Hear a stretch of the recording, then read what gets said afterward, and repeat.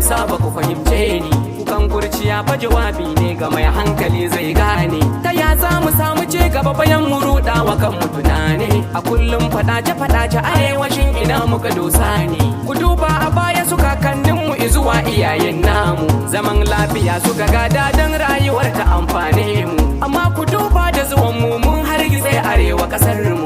Ina kira kanmu maza mata yan arewa asalin kasar mu. Mu haɗa kanmu kowane yare ma don mu ceci kanmu da kanmu. Mu bar nuna kabilanci addinin mu da naku kar ya raba mu. Mu zamzin tsiya madauri guda kudu arewa kar aji kanmu. Hausawa da Nufawa, Filani da Barawa, Yorubawa da Kamukawa, Ibawa da Fangawa.